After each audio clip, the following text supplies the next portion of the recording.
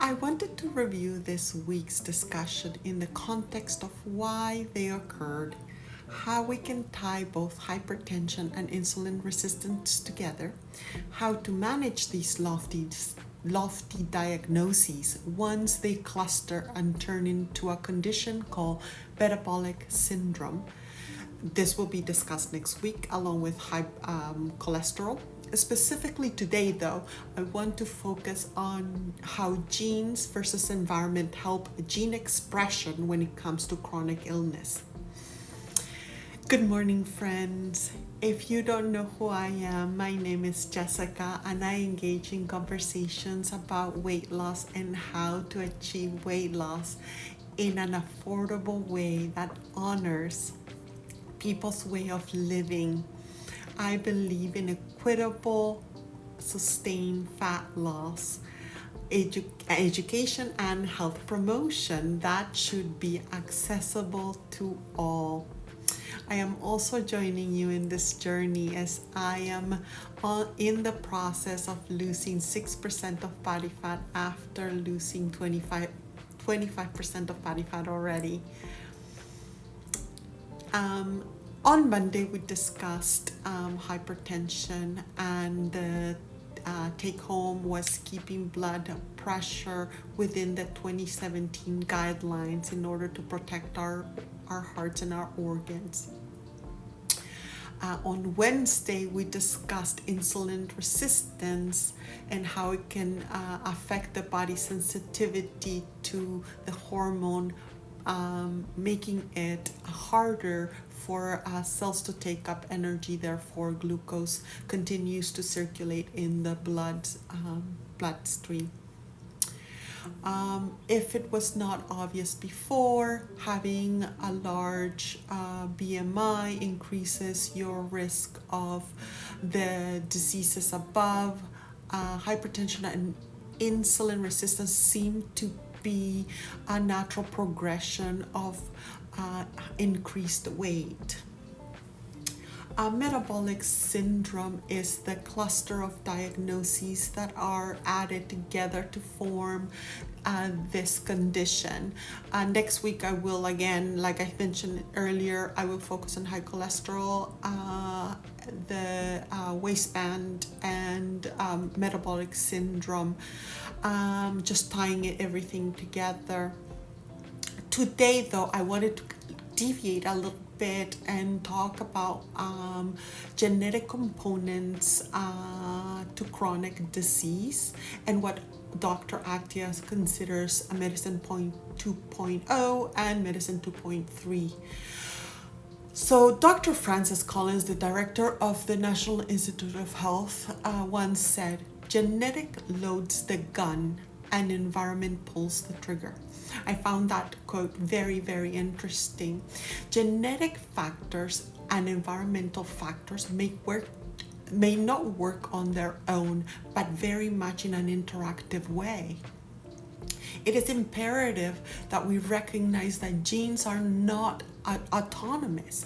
Genes respond to internal and external signals. In fact, the leading cause of morbidity or mortality are likely the cause of genes interacting with the environment, i.e. cancer, cardiovascular and respiratory diseases, hypertension, and type 2 diabetes.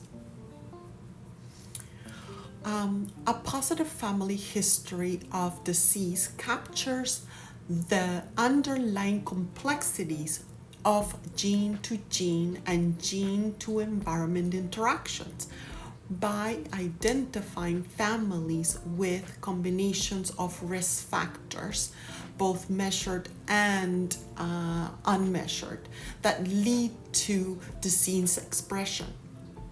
As an interesting example, Okerson et al.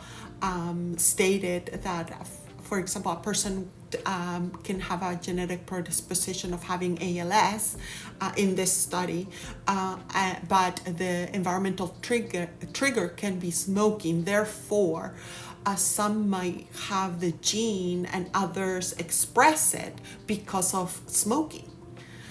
Conversely, as per Dr. Attia, there are two types of medicine that should be examined, medicine 2.0 and 2.3. Medicine 2.0 is treatment focused. So medicine is very good at treating acute diagnoses like infections, viruses, broken bones, and injuries. We have come a long way in terms of medicine in this realm of health, but medicine 2.0 is not very effective when it comes to chronic diseases because we cannot fix them. We can manage them. Make sense? Medicine 3.0 is health promotion or health prevention, an excellent way towards chronic diseases since we attempt to prevent chronic diseases again versus attempting to treat them. In summation, rarely in the past were interactions between multiple genes and between genes and environment agents were considered when investigating the causes of chronic illness.